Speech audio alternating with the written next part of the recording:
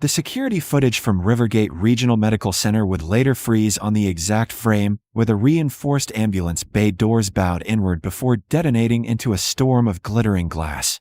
But at 10:42 p.m. on a frigid Chicago Friday, no one inside the ER knew they were seconds away from watching a 7-foot man walk through shatterproof doors and send a 260-pound security guard airborne. They only knew the night had settled into that dangerous rhythm nurses call the witching hour, when bar fights mature into trauma alerts and overdoses arrive in clusters. And that Nora Caldwell, the smallest nurse on shift, 5'3" and barely a month off orientation, was rechecking a pulse ox reading because she refused to be the rookie who missed something subtle. "Stop hovering, Caldwell," charge nurse Denise Harper muttered, not unkindly but firmly, decades of battlefield triage in her tone. Nora stepped back, aware of the quiet smirks from residents who had already decided she looked too soft for a level 1 trauma center.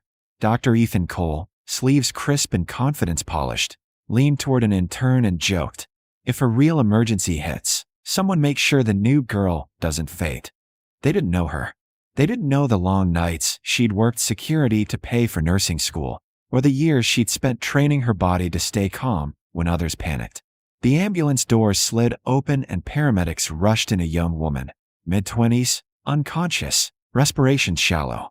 "Opioid overdose," one medic called. Brother was on scene, extremely agitated. Denise directed them to trauma 2. For lines were started, oxygen applied, monitors snapping into rhythm. Nora stepped aside as instructed, but then she felt it, a tremor beneath her shoes. At the security desk, Ray Donnelly straightened, radio already in hand. "Dispatch, I've got a pickup truck coming through the ambulance lane." Not slowing. On the overhead monitor, a black truck barreled through the protective posts in a shower of sparks. Steam hissed from the hood. The driver's door kicked open violently. And then he stepped out. Even grainy and monochrome, his size was undeniable. He stood easily 7 feet tall, sweatshirt torn at the shoulders, arms thick as bridge cables, rain slicking down a face twisted in fury. He didn't walk toward the entrance, he charged. "Sir," Ray shouted, drawing his taser. The automatic doors barely began to part before the giant lowered his shoulder and plowed straight through the tempered glass. The explosion cracked through the ER like a gunshot. Shards rained across tile. Patients screamed. A child wailed. Ray fired. The taser prong struck center mass. Electricity crackled visibly in the air. The giant looked down at the wires embedded in his chest, mildly curious, then ripped them free as if plucking threads from fabric. Blood darkened his sweatshirt. He stepped forward and backhanded Ray with terrifying casualness. The security guard lifted off the ground and crashed into the triage desk in a spray of shattered monitors. Silence fell for half a second before chaos surged in. "Code Grit," Denise yelled. "Call CPD." The man stood in the wreckage, chest heaving, eyes wild and unfocused. "Where is she?" he roared, voice thick with distortion. His gaze locked onto trauma 2. On the counter beside Nora lay the open chart. Lily Vance, age 24. Next of kin, Caleb Vance, brother. Active restraining order. Nora's pulse steadied instead of spiking. He was at random. He was hunting. Caleb Vance took a heavy step forward, glass crunching beneath his bare feet. Dr. Cole retreated behind a crash cart.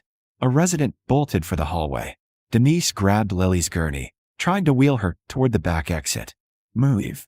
Caleb growled at Nora as she found herself standing directly in his path. She hadn't consciously decided to step there. Her body had simply chosen. She felt small, yes, but anchored. "Sir," she said evenly, projecting calm into the storm, "you need to stop." For a flicker of a moment, confusion crossed his face, as if resistance from someone so physically unimposing didn't compute.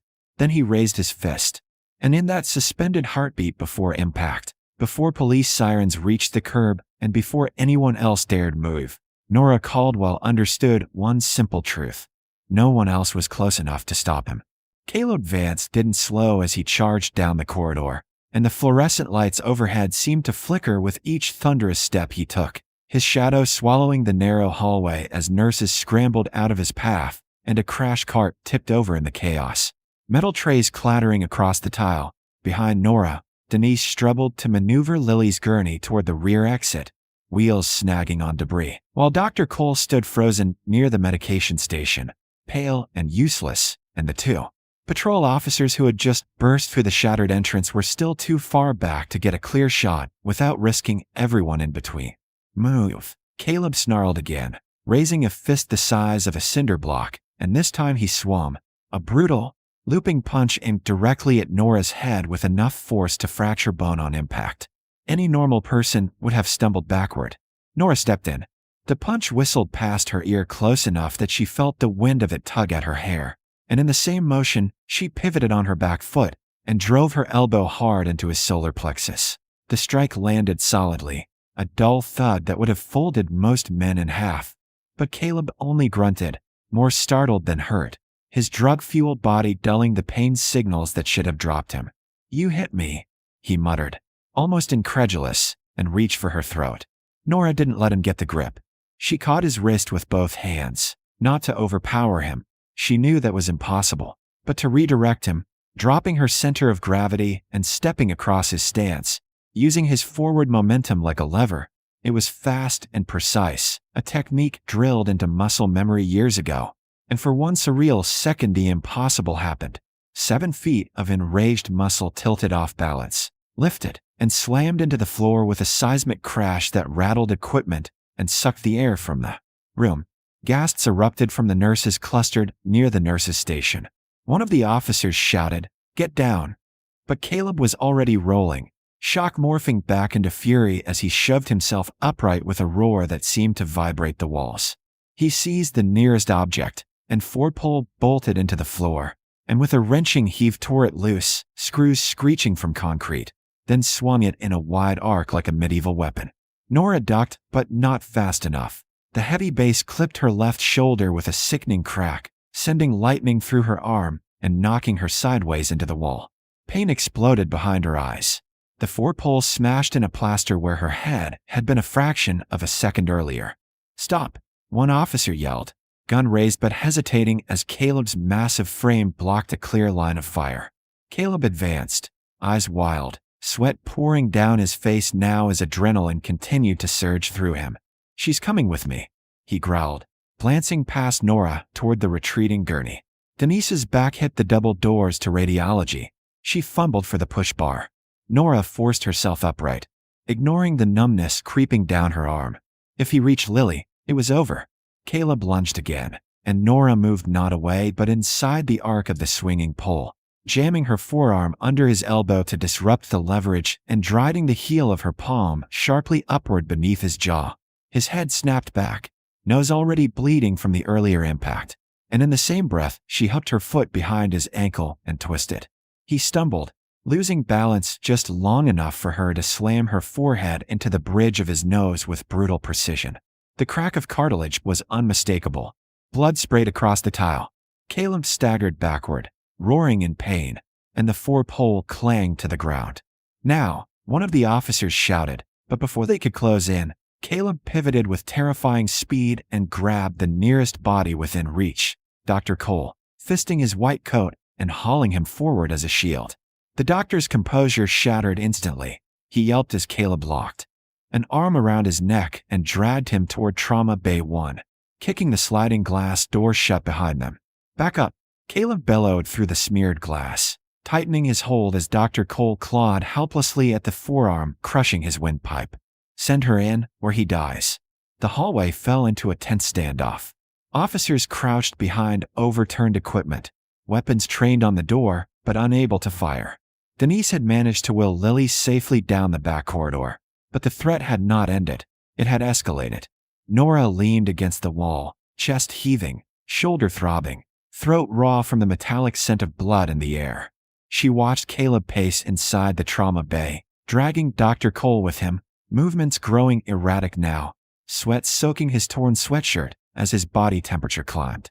The adrenaline that had made him unstoppable was beginning to destabilize him. "SWAT's 4 minutes out," an officer murmured into his radio. Nora shook her head slightly. "He doesn't have 4 minutes," she said hoarsely. Inside the bay, Caleb slammed Dr. Cole against the wall and pressed his face to the glass, eyes searching, manic and desperate. "Lily," he shouted. "I know you're here."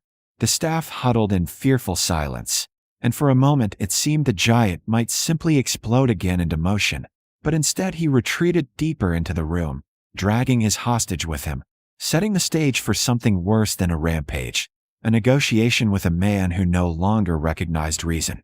Nora pushed off the wall despite the scream from her injured shoulder and stepped forward toward the sealed trauma bay door, every instinct in her body telling her this wasn't finished. The first clash had only been the opening round, and Caleb Vance, bleeding and cornered, was far from done. Inside Trauma Bay 1, the air felt heavier, thick with sweat and the metallic scent of blood, as Caleb Vance paced in tight circles, one massive arm locked around Dr. Cole's throat, while the other kept the shattered four-pole raised like a warning to anyone thinking about breaching the door. The doctor's face had turned an alarming shade of gray, his earlier arrogance stripped away, replaced by wide, pleading eyes that tracked Nora as she stepped into view beyond the glass. "You want her?" Nora called, keeping her voice steady despite the ache in her shoulder and the tremor still lingering in her lungs. "Then let him go." Caleb's gaze snapped to her, pupils blown wide, sweat dripping from his jaw. "Lily," he breathed, but uncertainty flickered there. He was cycling now, adrenaline crashing into confusion. Outside, an officer whispered that SWAT was seconds away, but Nora could see what they couldn't. Caleb's movements were slowing, coordination fraying, body overheating from the chemical storm inside him. If they stormed the room, Dr. Cole would die. She moved closer, palms open, speaking low and calm the way she would to any combative patient spiraling out of control. "It's over, Caleb. She's safe. You don't have to fight anymore." For a moment, his grip tightened dangerously, and Dr. Cole choked, heels scraping against tile. Then something shifted. Caleb's breathing hitched. His knees wobbled. The four-pole slipped from his fingers and clattered away. The surge that had made him unstoppable was burning out, leaving behind a body pushed past its limits. Nora didn't hesitate.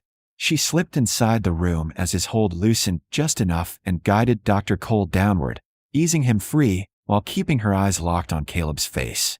The giant swayed, confusion overtaking fury. "I just wanted her safe," he muttered thickly, as if the fight had drained the meaning from his rage. Then his legs gave out.